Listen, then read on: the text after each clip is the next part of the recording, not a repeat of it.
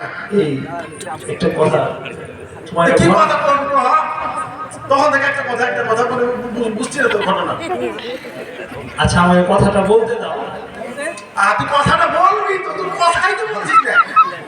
আচ্ছা শোনো, এই যে চাচা তুমি আমাকে যে সোমবারের দিন 2 টাকা দিলে না, তো তোকে কয় টাকা দিবে? তোকে তো 2 টাকাই দিবে।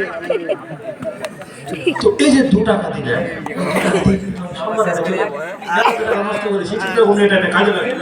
যে দেখছি যে কঠোর বিচ্ছে বেশি দিয়ে দেবো যে কঠোর বিচ্ছে কেন তুই 2 টাকাতে কদুর বিচি কিনি না, তোদের রসগোল্লা বিচি কিনবি। রসগোল্লা দিচ্ছি। হ্যাঁ আচ্ছা যাই হোক শোনো, এরপর তখন চিন্তা করবো বাড়ির পাশে যেখানে ছাই ফেলে ওই জায়গাতে কঠোর গাছ লাগিয়ে দেবো, বুঝতে পারলে?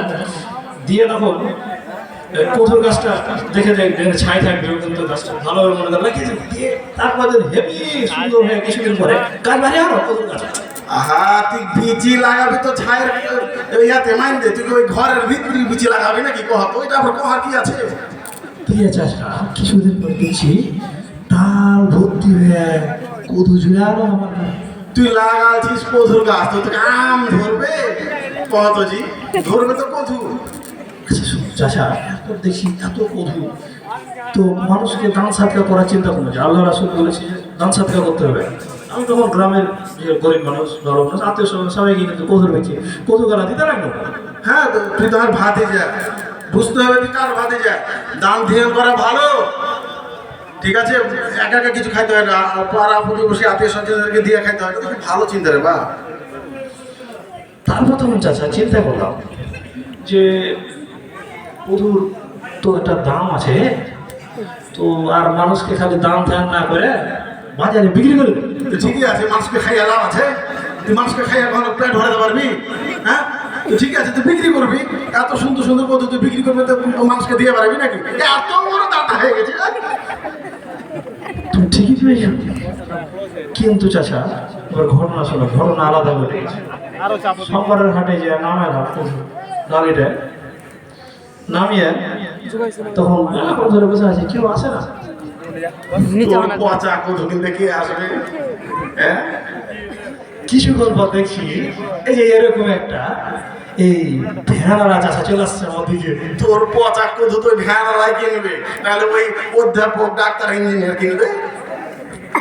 এবার কিন্তু আমার কদুতে তো ভালো চাষা কোন 20 টাকা লাগবে, 20 টাকা দিলে নিবে তাহলে দিব না। ঠিকই আছে, কচি কচি কদু তুই 20 টাকা চাহাবি না, তুই 5 টাকা চাহাবি রে। চাচা এরপর তখন ভেড়ারা কি করে জানো? কি কইলে? ভেড়া লোকে 10 টাকাতে দিবে। ঠিকই কয়েছে, তুই 20 টাকার কদু দাম চাবি, তোর পচা কদু তুই 10 টাকা কইবে না, তো 30 টাকা কইবে। এরপর চাচা আমি কিন্তু ভেড়া লাগে কদু দিব না। কে না দিবি বে? আর কদু খাওয়ার মুরাদ আছে? দিবি না রে কদু?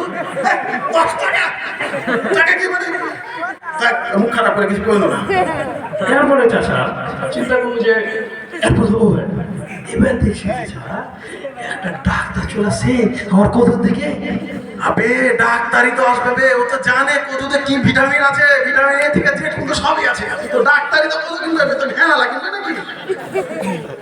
কিন্তু চাচা ডাক্তার মেলাক্ষণ ধরে নাড়াচাড়া করে বললো যে এই কদুটা শক্ত হয়ে গেছে, দিয়ে কইছে 10 টাকাতে 8 টাকাতে দিবে। 10 টাকা কইছে না, 8 টাকাতে দিবে। ওরে, তো পচা কদু ডাক্তার মানুষ, ওর কি টাকা পয়সার অভাব আছে? সে ইলিশ মাছ কিনতে পারে, সে গরুর মাংস কিনতে পারে, তো কদু কিনতে গেছে কোন দুঃখে?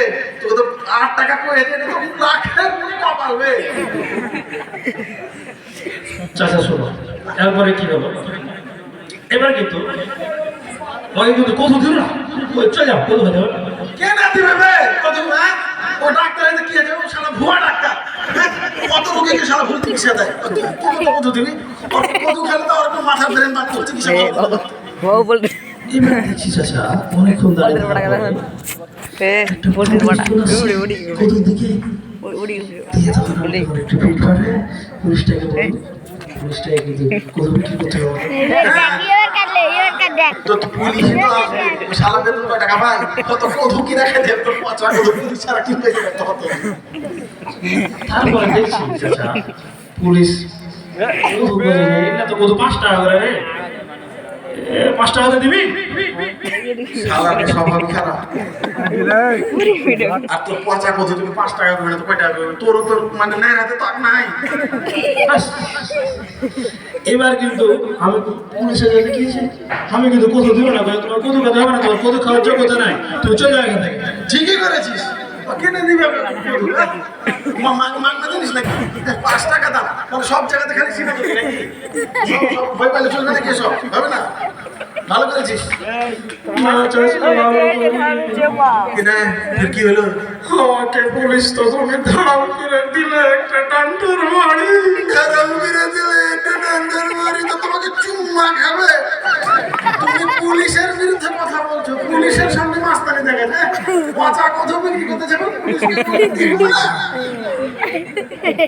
তখন চাচা আমার কিন্তু আগে ঠেকালো আমার তোর মাথা ঠিক নাই আমি পুলিশ কিছু বুঝিনি আমিও তখন একটা দাম করে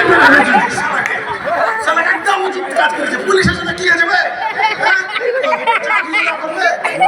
প্রতিবাদ করতে হবে না তুই আর হাতে যোগ্য প্রমাণ দিয়েছিস চাচা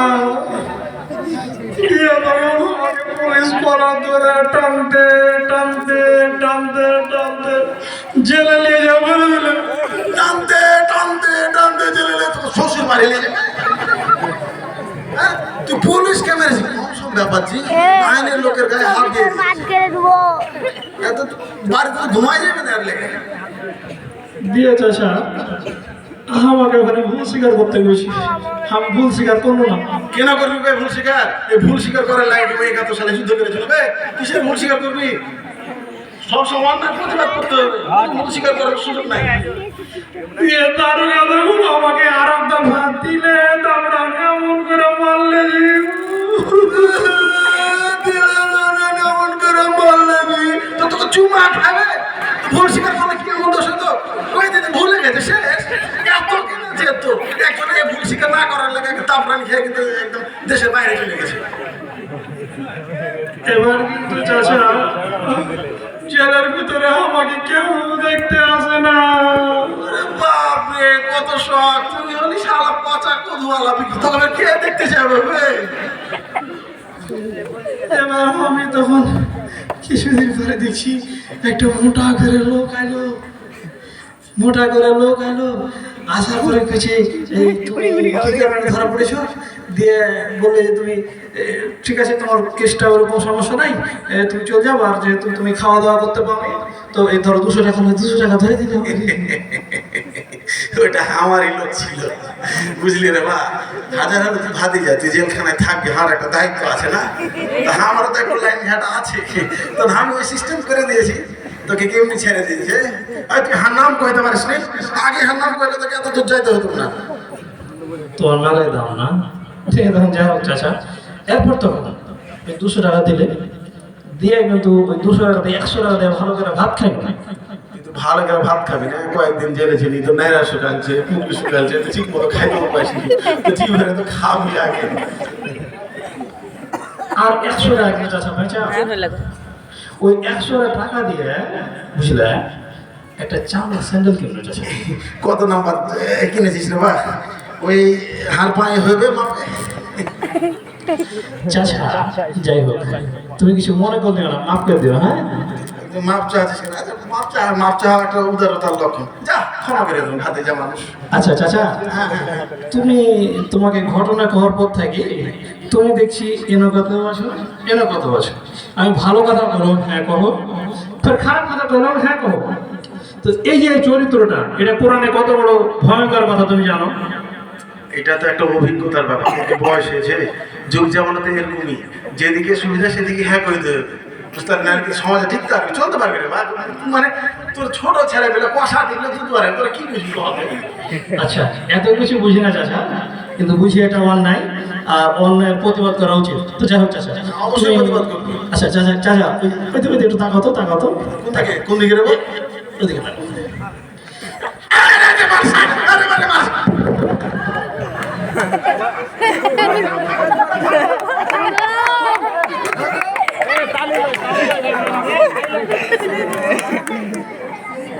Ha ha ha!